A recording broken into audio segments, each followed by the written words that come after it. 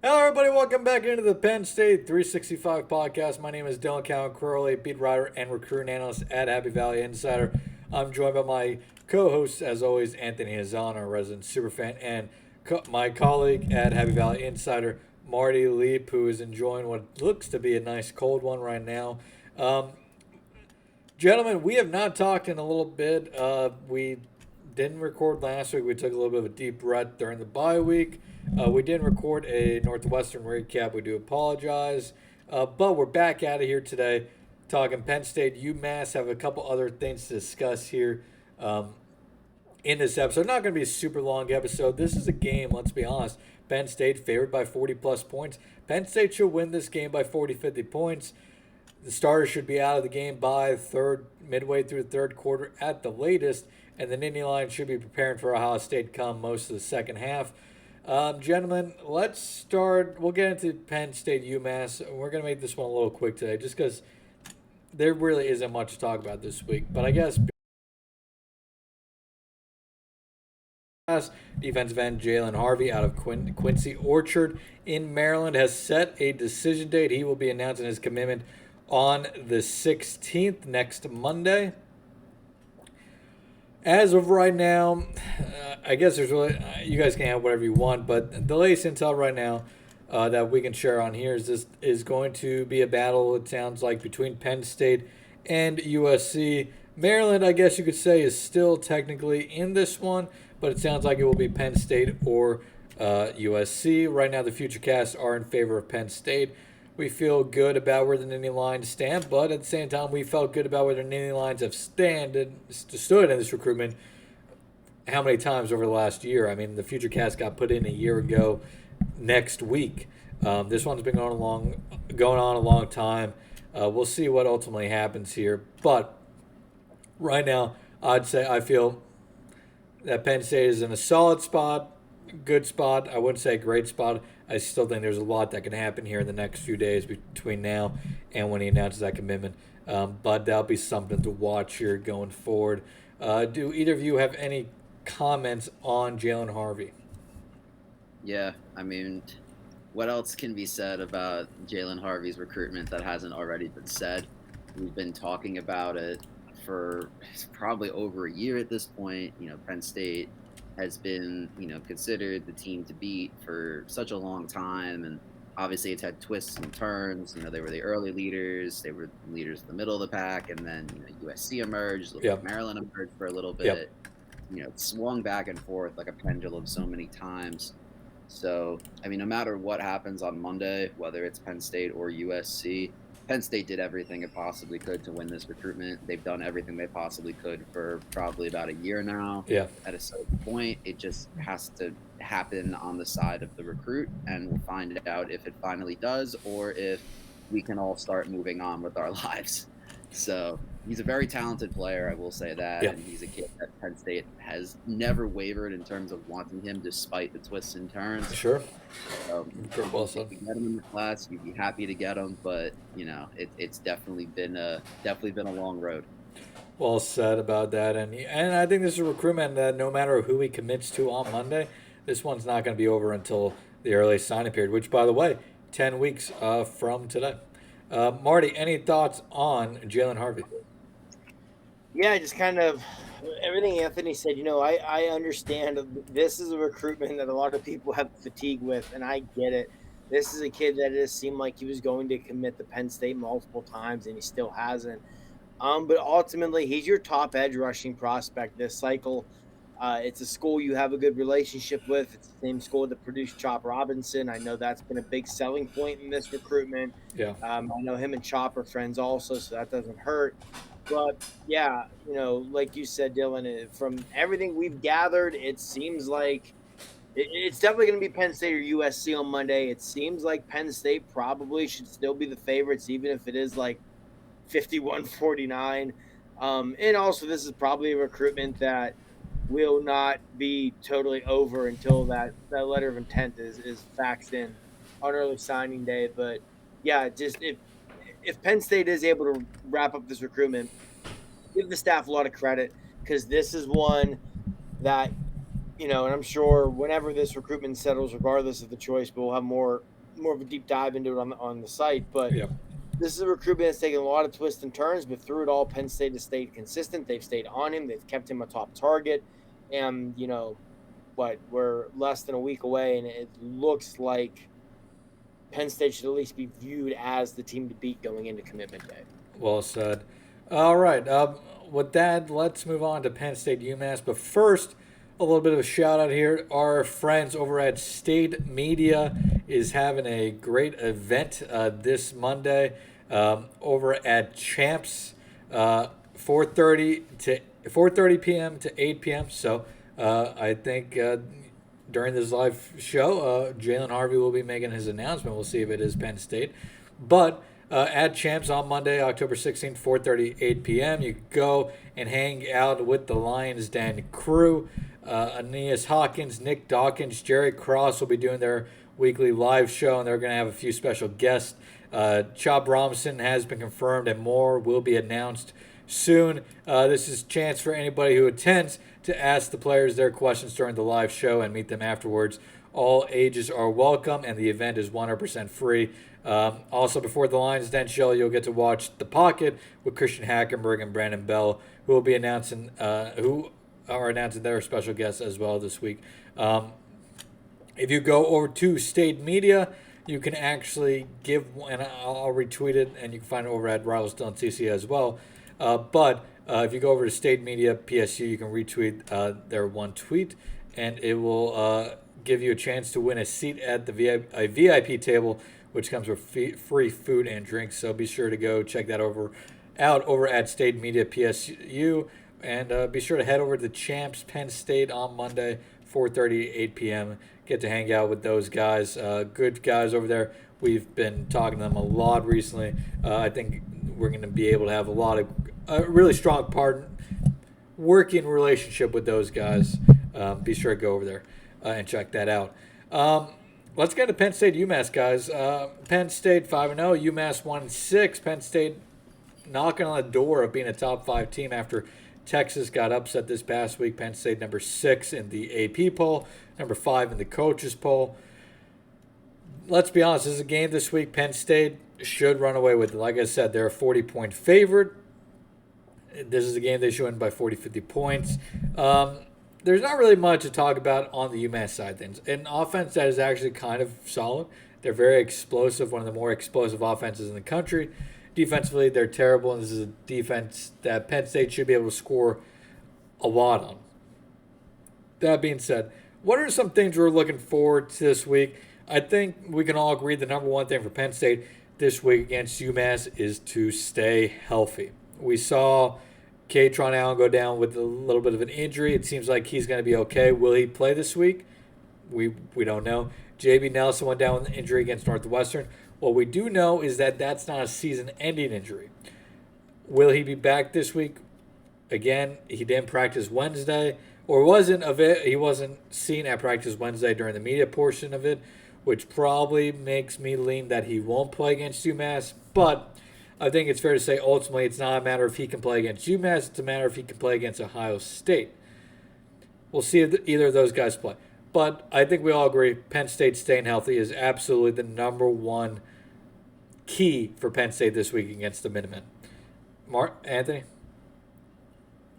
Yeah, no, 100% agree with you. I think if there's any players on that starting unit, or really any unit, that they're even a little bit injured, a little bit banged up, you hold them out in this game. Yeah. Katron Allen is nursing any sort of injury to that rib/stomach area that he looked like he was holding against Northwestern. Go with a healthy dose of Trey Potts in this one. Heck, go with a healthy dose of Cam Wallace in this one. You'll be fine. Obviously, I don't think you'll see JB Nelson this week. That's fine. If being out for this week means he can be healthier, has a better chance to be healthy for the Ohio State game, do it. One guy that I would kind of like to see back, if he's healthy, is Trey Wallace, just because he's missed a couple of games at this point already. I'd like to see him at least one game to get back into the rhythm, because you are going to need him against Ohio State. So to me, that's the one guy that if he can go, play him. Yeah. But other than that, yeah, keep as many guys healthy as you can. If anyone's banged up, even a little bit, sit him out. Great points. Marty, I'll change it up a little bit for you. Obviously, there's not much more to add on top of what me and Anthony said about injuries. But what are you looking for specifically out of Penn State on Saturday against UMass? Anything offensively, defensively, special teams? I mean, I know the special teams questions have kind of been answered here. I guess you could look for a little bit of a, I don't know how many opportunities he's going to get, but maybe a couple good punts out of Riley Thompson. But the kicking game seems to have settle itself out. But any questions that you'd like to see answered offensively or defensively? Yeah, it's easy to me. Explosive plays, explosive plays, Yep. explosive plays. I understand you don't necessarily have to have them to win, and I've said it on here throughout the season. I think part of it with Penn State is they've played 5 teams that they were a hell of a lot better than. The score has shown that. Um, they've won every game by at least, what is it, 20 points, 23, whatever it is. They haven't, and a lot of those games haven't even been that close. But they haven't needed it. And so I think it's there. I believe it's there. I think they can do it. But I want to see it. This UMass defense, it's a typical Don Brown defense. It is a Don Yeah. Brown defense that is going to give up, or at least is susceptible, I should say, to give up big plays. Absolutely. I want to see them exploit that, especially in the run game. Quite honestly, I have more questions about the explosiveness of the running game right now than the passing game. Even though we saw it last year from the running game, I think that we are seeing that they miss Brenton Strange a lot in this Yeah. running game. And the blocking that he provided on the edge for off-tackle runs, especially Nick Singleton. The passing game, I mean, again, they haven't really tried to stretch the field. When they have, we saw the 73-yard touchdown against WVU for Treandre Lambert-Smith. When they tried against Northwestern, the throw from Drew was one that he will be the first person to tell you he wasn't perfect, but it should have been a 50-yard touchdown or so to Dante Yeah. Cephas, hit him in the hands Yeah. in the end. You got to bring that in.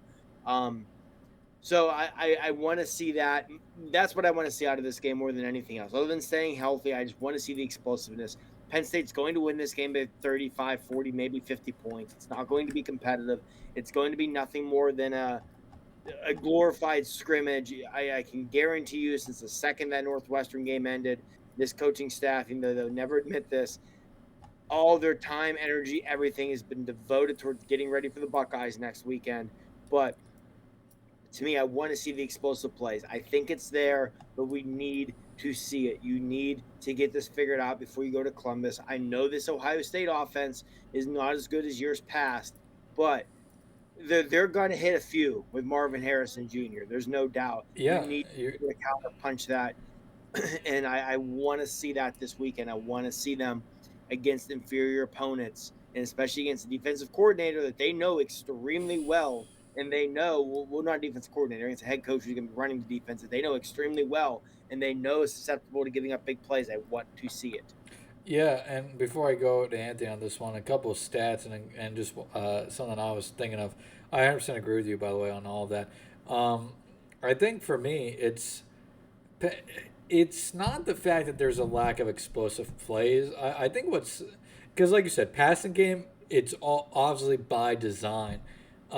And now this goes a little bit back to the passing game a little bit, but it's not Penn State not taking the opportunities to get these explosive plays. To me, it's kind of head scratching concern in that some of them are not happening naturally. I mean, you think with the level of talent Penn State has on the offensive side of the ball, some of these big plays, big time players make big time plays, right? And I'm not saying Penn State players aren't big time. They're still big time players. Nick Singleton is still a great running back. I know he's struggled this year, but there's still a great running back there. Katron Allen is still a great running back. But you would think these plays would kind of just happen naturally. Why isn't that the case so far? And to a degree, that's the same thing in the pass game. You would hope that the wide receivers, on a slant route across the middle of the field, could make something happen. I think to me the concerning part is that not that they're not taking not taking the shots, but more so that these explosive plays are not happening in a more natural way. And just some stats.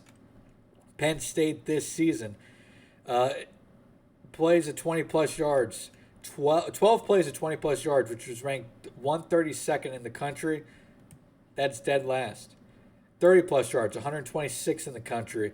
5 plays total. 40 plus yards, dead last again with one. They have one play this year of 40 plus yards. That came on the 4th play of the season against West Virginia. Since then, no plays of 40 plus yards. Now, like you said, Marty, this is a UMass defense that is susceptible to allowing the big play. They ranked dead last in plays of 20 plus yards this season with 47. That means they're allowed an average of 6.7 plays per game of 20 yards or more. They've allowed 22 plays of 30 plus yards, 16 of 40 plus, and 10 plays of 50 plus. If Penn State can't get it going this week in the explosive play department, I don't know if they're going to get it going at all this season. Anthony, I know in our text messages you're kind of over this conversation at this point just because the media's been talking about it, the fan base has been talking about it, everybody's been talking about it to nauseum over the last week and a half. But what's your level of concern here? Are you on a scale of 1 to 10? Are you a 1? Are you a 5, a 7, a 10? What's your level of concern? You're the resident super fan here. Do you think this is Penn State just playing the cards close to their chest? Are you concerned about these plays not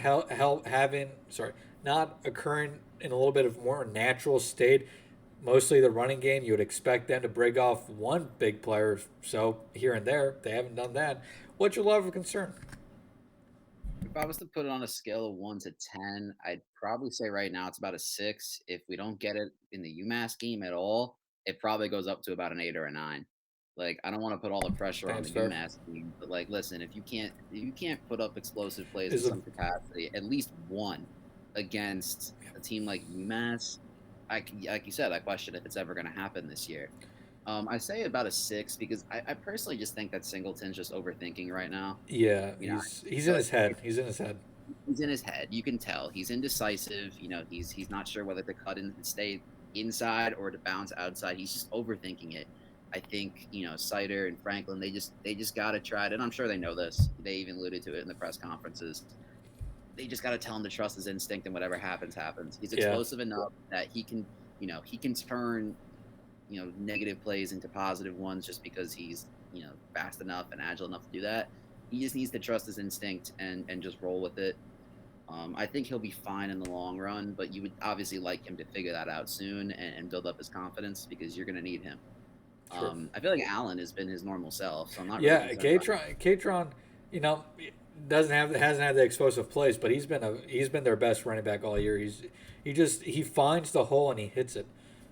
Yeah, no, I agree. So you want Singleton to figure it out, but I think at the end of the day he'll be fine once he gets out of his own head. I am concerned, and the majority of my concern is not with Drew, but actually with the receivers. Sure. I kind of worry that we just don't have any game-breaking guys. You talk about big-time players making big-time plays.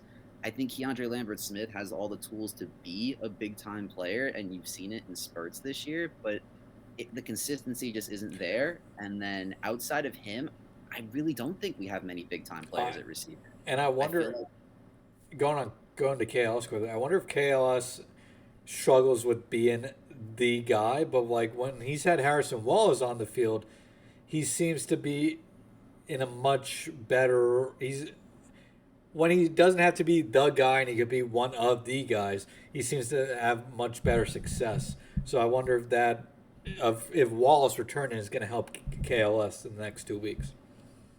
It should take a little bit of heat off of him. I'm sure he's the focal point for any defense trying to scheme against this Penn State passing game right now because, you got the tight ends, and they've, been okay in spurts, although I think Theo Johnson's been a pretty big disappointment to start this season.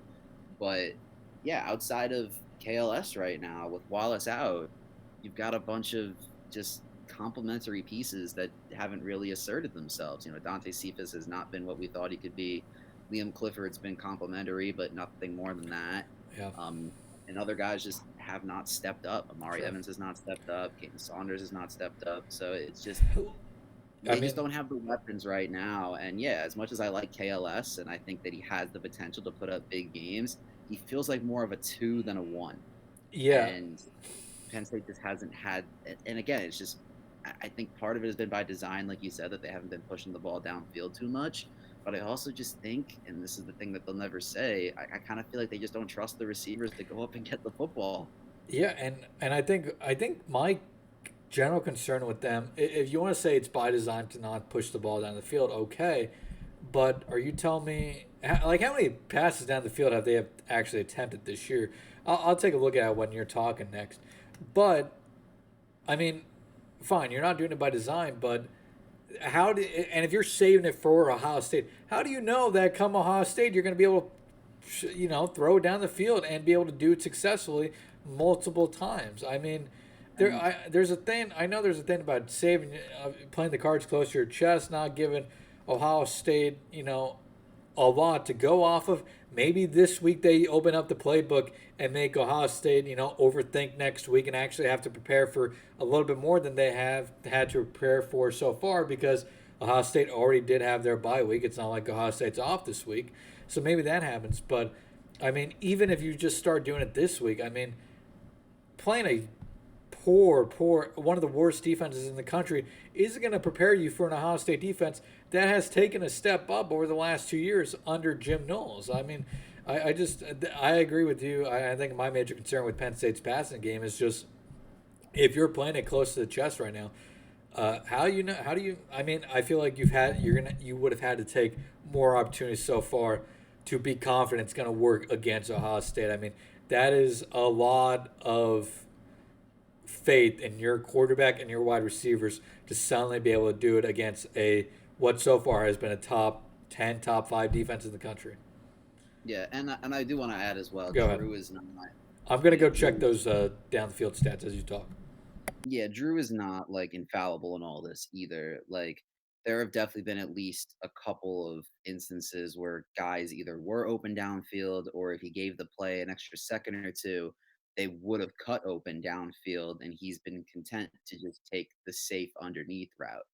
So Drew also needs to have a level of trust in his receivers, even if he doesn't trust them. Yeah. He needs to at least put a little bit of faith that they can either one break open and notice that, or two, if they are open, don't just take the underneath, push the ball and see what try to get it to them. Yeah, so I'm looking at the stats right now.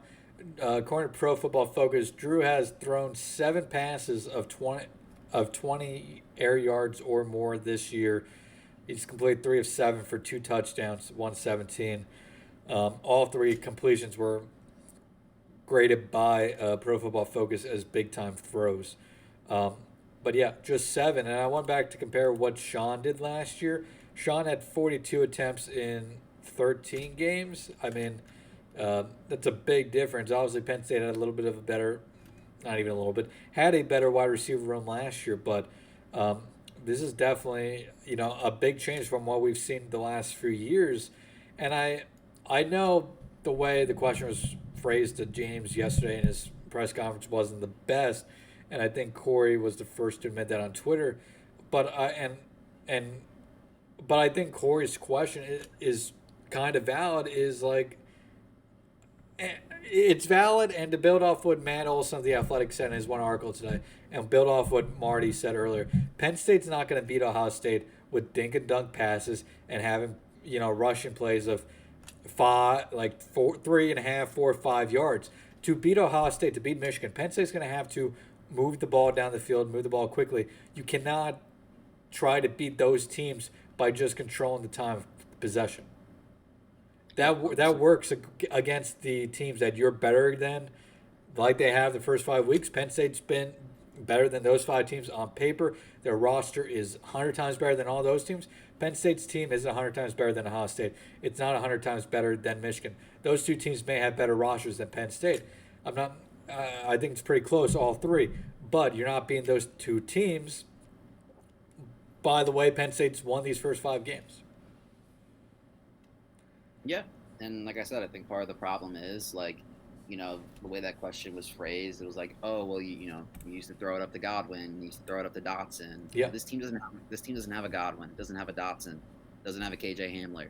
Yeah. Like those guys make differences. You can almost, like, if they're in one-on-one coverage, or they've got a step, you can almost just throw it to them Yeah. and trust that they'll beat their man, or trust that they'll go up and get it. I don't think they have that guy Yeah. right now. And Obviously, like you said, you obviously don't want to just throw it up and say a prayer and hope he catches it. Like, yeah, it needs to be somewhat open, but still. and James said he's never once told a quarterback, "Hey, go up and chuck it down the field." But to also be completely fair, the Trace McSorley teams, a lot of their big passing plays were on 50-50 balls down the field. Now, part of that's because Trace doesn't have the strongest arm in the world, but at the same time, it's not like Penn State hasn't had offensive success in the past based off just throwing the ball downfield and hoping for the best. Because let's be honest, that's what most Trace McSorley passes ended up being. And again, that goes back to personnel. When you have Yeah, Chris Godwin, absolutely. you have Mike Gesicki, who was a human 50-50 New winner. York Jets, Irv Charles. Yeah, he had that big moment. Saeed Blacknall, again, made Yeah. a Penn State legend out of himself just by Trace underthrowing 50-50 balls and him coming back and adjusting. Like, that offense needed to do it to be successful. And this one will need to do it in those two games, but it's like you said, it's almost talent. It's so over talented compared to the rest of the teams. You can get away with this, 3 yards in a cloud of dust, for now, but you won't be able to next week. I will say, if what holds back Penn State from achieving their goals this year is the fact that the wide receiver room was not up to par of the past, that would be. And as somebody who grew up around Penn State, has watched Penn State all my life, I don't mean this in a bad way at all, but it would be very, very Penn State to finally have the quarterback who can take you to the next level, but then the wide receivers, which you've had for the last 10 years, just aren't at that level that allows you to take advantage of the quarterback. It'd be very just Penn State in general, and I don't mean that as a diss at James Franklin or anybody. James Franklin's one of the best coaches in the country. I don't think there's any doubt about that. One of the best recruiters. It's just Penn State's luck, I guess you could say, that this is the year that the wide receiver room just isn't there. Maybe it is there, and we're gonna find that out very soon. And it wasn't for a lack of trying. If it isn't, No, I mean, no. They brought in 2 transfers in the offseason. You've had you've struggled with recruiting receiver, and a part of that is just because you've had a turnstile of wide receiver coaches, so there's been no stability, and you kind of whiffed on Taylor Stubblefield, which didn't help.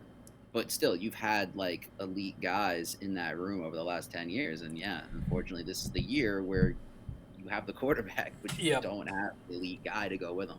And I'll come back to you on this next question as well, but hand it off to Marty here. Marty, 2 questions quickly. One, anything to add? Well, I guess one, anything to add on that? 2, true or false, to beat Ohio State in 2 weeks, Penn State is going to have to be able to throw the deep ball multiple times successfully. And answer those 2, and then I'll get back to my next question. First off, I think they're going to have to hit at least 1 or 2 big plays against Ohio State to beat them. Just the way that defense is built, that defense in Columbus is really freaking good. I think that's what's going to take. As for the first part, the receivers, I mean, to me, you guys mentioned Keandre Lambert-Smith, and he's a really, really good number 2. He's just not a number 1. I mean, he's been fine this year. He had 1 bad game. He had a bad game against Illinois. He's been fine every other week. He was really good against West Virginia. I thought he was really good against Iowa. He was pretty good against Northwestern. They just don't have a number 1. They don't. And just this wide receiver room is not panned out. I mean, I do think it could look a lot different had Dante Cephas been able to be here for the spring. I really think that's been a huge problem. And last year when it came NFL draft time and people were wondering whether or not Parker Washington made the right decision to go pro. I mean, I'm sure he doesn't regret his decision, but I can tell you this much: I think Penn State would absolutely kill to have had Parker Washington back for 1 more year. Because I think if you have Parker Washington on this roster, it makes a big difference. It makes a world of a difference. So, they don't have a number 1 receiver. That is the biggest problem with this passing game. And again, Keandre Lambert-Smith is really good. He's a really good number 2. but Yeah. he's not a number one. And then you throw in the issues with Trey Wallace, and I hope he's back this week. Um, yeah, it's just they're in a really tough spot there. Yeah, and like I said, it'd be, uh, and I'm not trying to hate on Penn State. I'm not taking anything away from the coaching staff, but again, it would just be very ironic that all these years, you and me, Marty, we've worked together for years, and we've talked about for years. Penn State was these last few years, for the last 7 years or so, that elite quarterback away from being a championship contender. And now the year they could actually be a championship contender with that quarterback, it would be very ironic if it was the wide receivers that was the tripping up point. But when it comes to being a top 10 college football program, college football playoff contender, these are unfortunately the type of conversations you have to have. What is going to stop this team? What is going to make or break this team through coming out of the bye week? I think we all agree it's going to be the wide receivers over the next couple weeks. If they can prove to be a quality wide receiver unit, take a step up coming out of the bye week, I think that would be big for the Nittany Lions. The second question, Marty, I almost forgot it, was, do you think for this offense to be more successful in the passing game, do you think the tight ends need to be a bigger part of the picture going forward? I mean, Theo Johnson's had a very quiet season so far. He started off quiet last year. Tyler Warren's been solid, but hasn't, had a huge season. I mean, do you think Penn State has to get these tight ends more involved to be? I think it will help them be more explosive as well. But do you think they need to be involved here going down the stretch? Yeah, I mean, first off, with Tyler Warren, I think he's given you about what you could have expected this year, but he exceeded that. Sure. I would argue that through the first 5 games of the season, Theo Johnson has been the most disappointing player on this entire roster. You look at the way he closed last season. Yeah. What was it, like 6 straight games of at least one reception of 20 yards, something wild like that? Yeah. He seems to be making strides as a blocker. We've always known Theo as the athletic freak. It seemed like he was putting it all together. And then this year, he's regressed. His blocking has gotten worse. He's not really been much of a factor in the passing game. Coming into the year, I had my concerns about receiver, but I said all along, hey, they can run a lot of 12 personnel and be okay. And a big reason I thought that was because of Theo Johnson. And I honestly think if Theo Johnson, even if he just kind of picked up where he left off at the end of last year, not even necessarily took a step forward, this passing game looks a lot different. But again, to me, he's regressed. He really has. There's been no player on this roster more disappointing through 5 weeks than Theo Johnson. And yeah, I agree. If you could get Theo Johnson going in this passing game, I have visions in my head last year of him just terrorizing teams down the seam, just running open and plowing over some poor little safety who would try and tackle him and going for 20, 30 yards. If you can get that back in your offense, it's going to go a long way to opening up a lot of things, opening up this passing attack, opening up the running game. I would love to know what happened there because, yeah, I think, again, nobody on this roster has been more disappointing for a month and a half now than Theo Johnson has been, and that's something that I do think is playing a large role in holding back this passing attack. Last season, Johnson started he started off the season banged up, but then through his first 4 games played, had 2 receptions for 19 yards. After that, he had 5 for 75, 2 for 57, 4 for 43, 3 for 44, a 0 burger against Rutgers. They didn't need him in that game. 3 for 62, and then 1 for 28 against Utah. So definitely, like you said, got going at the end of last season, but that hasn't translated to this season. Perhaps the bye week will get him straightened out. Anthony, thoughts on one, true or false, Penn State needs to be able to throw the ball downfield multiple times against Ohio State to win?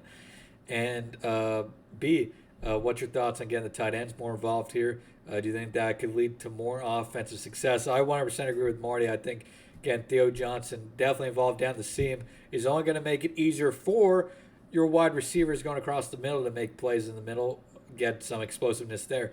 But also down the sidelines as well. What's your thoughts on the tight ends? And Yeah, the the other answer to your question. first question, Yep. true. I agree. No other comments needed there. Yep. The other, to one of the tight ends, yeah. I mean, how could you disagree?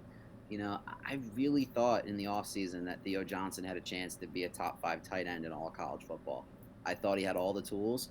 I thought based off of the way he ended last season, he was going to carry that into this season and just become a monster. Listen, when you're talking about tight ends in college football, obviously Brock Bowers is otherworldly. He is, what you dream about when you dream about like elite tight end play in college football. He's the prototype. But after that, I thought Theo Johnson had a chance to be like a top 5 tight end, and it just has not materialized. He just has not made the impact that people thought he could. Drew has missed him a couple of times. He probably could have had 2 extra touchdowns. Has he had any touchdowns this year? Theo? Sure, it's 4 months. No. But he probably could have. He probably should have had at least 2 touchdowns. I know Drew missed him Theo wide was open end zone in Theo- the Illinois game, and I believe he missed him in the Northwestern game as well on a route on a ball that if it was accurate he would have caught it. So Theo, to be fair, should have 2 touchdowns this year. But he at the has same 12 time, receptions for 101 yards. yeah, well, which is pretty pedestrian, to be fair. And, obviously you expect more from a guy that we thought would be a focal point of this offense. I think when the season started, we predicted him as a guy who could get like double-digit touchdowns, and obviously that's not going to happen. So, yeah, they need more out of him. They need to – obviously we saw in the Iowa game they were trying to get him the ball more. They were doing that same play over and over again to him, and Iowa just was not defending it, so they just kept doing it, which is fine. If it works, don't fix it. But at the same time, yeah, I've been extremely disappointed in Theo. It's just he has not stepped up. Maybe he's just a second half of the season kind of guy. Yeah. But yeah, he's been a massive disappointment. We need more out of the tight ends. And I will say, Keandre, going back to Keandre quickly, I was looking at his stats. He has been very good the last 2 weeks, 12 receptions for about 140 yards.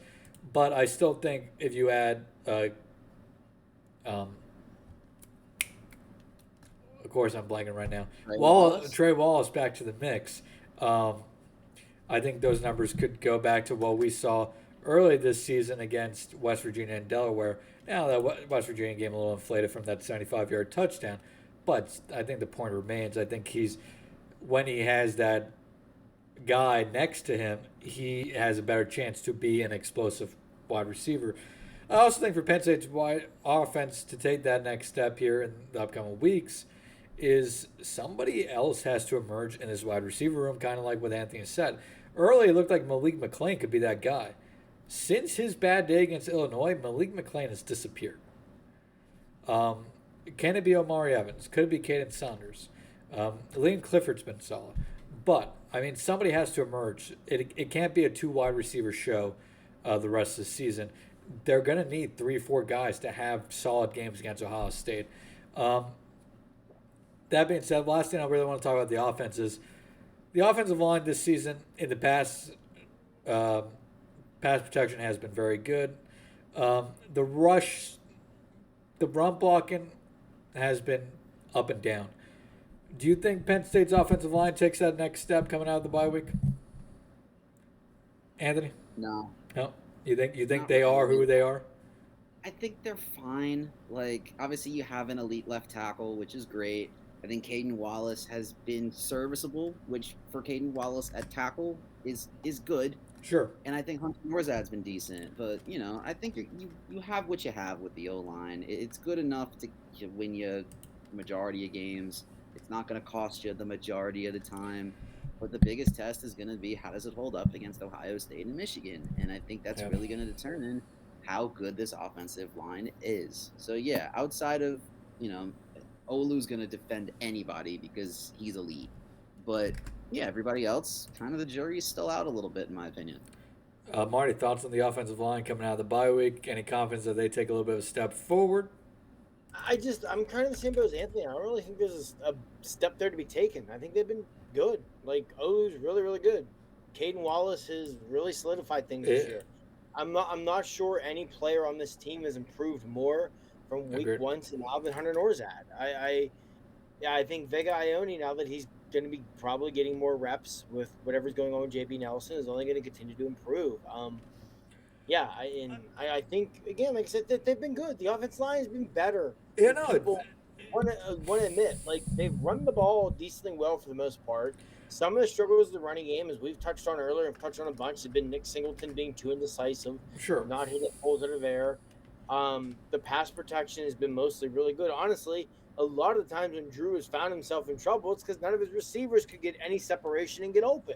So No, he's yeah, been the offensive lines had to block for ever for him. So no, yeah, I think the offensive line's been good. I don't think you need them to take a step forward to get to where you want to get. To me, it's if there's one position group that needs to take a step forward to get this team to where they want to be, it's the receivers and to a lesser extent the tight ends, mostly Theo Johnson. It's either that the steps are going to be made in those position rooms and you're going to potentially win a Big Ten and go to the college football playoff, or those steps aren't going to be made and you're going to be in the Orange Bowl against some random team from the ACC. It's just how it's going to go. no, yeah, no. The offensive line in the pass protection has been one of the best in the country. There's no doubt about that. Run blocking has been solid overall, but at the same time, I feel like there's probably another. I think they could be better in the run block, and they're getting their push. They're getting what they've needed so far this year. I also just think they could. I mean, I think there's still, I think, a sizable difference between a Michigan type offensive line when it comes to the run blocking and a Penn State offensive line when it comes to the run blocking. Now that Penn State's doing a bad job, but there's still, I mean, I still think there's another level that they can get to in that run blocking, um, and that's all I got really on that. But I think beyond that, Marty's MacBook is about to die, so we may have lost Marty. Anthony, any final thoughts on today's podcast? And I guess what's your prediction for Penn State UMass? And No real other thoughts. Just you want to see Penn State at the explosive play a little bit. You want to see them do what you would expect Penn State to do in this game. As long as they do that, I'm fine. Yeah. I don't need to see 30 explosive plays either. Just give me one or two, and I think that'll calm down a lot of people. But final score, I'm gonna go. Might be giving UMass too much credit with this one, but I'm gonna go 52-10. 52-10. I think that's fair. I think UMass gets a garbage time touchdown. They'll get a field goal in there somewhere. Oh wow, Marty said 52-7. That's pretty funny. Yep. But yeah. So give me 52-10. I'll give UMass a little bit more. So yeah. All right. Well, Marty went 52-10, like you said. I will go with Penn State dropping their second 60 burger of the season. Give me Penn State 63, UMass. I'll go with 10. 10 sounds like I think they get a field goal at some point in the when the first team defense is out there. I think the first team defense is going to play great. I think UMass may be able to get one big explosive play that gets them in the field goal range. But besides that, I think Penn State has a great day defensively. I think they hold UMass to under 150 total yards. Give me Penn State 63-10. Any final thoughts beyond that? No, should we? Are we doing Big Ten picks? Or are we holding off on that? We will hold off on that this week. We'll post them on the Twitter since Marty is gone at this point. But yeah, we'll wrap it up there. Thank you everybody for listening to another episode of the Penn State 365 podcast. Be sure to subscribe to us on your favorite podcasting platform: Spotify, Apple, Google, wherever you may listen to us on. Again, be sure to go check out State Media's event at Champs on Monday, 4:30 p.m. to 8 p.m. Join Aeneas Hawkins, Nick Dawkins, Jared Cross, Chop Robinson, Christian Hackenberg, Brandon Bell, and others over there at Champs as they talk Penn State football on Monday ahead of the game this Saturday. And well, look who's back. Marty, any final thoughts as we wrap this up? No, like I said, you just want to see, to me, I think you want to see the offense be explosive on Saturday, get out of there without any injuries, and just full steam ahead. Full steam ahead of the Buckeyes at that point. Yeah, all right, well, sounds good. We'll be back later this week with another episode. Until then, Everybody have a great weekend. Enjoy another weekend of college football and NFL football. And we'll talk to you after the game this week.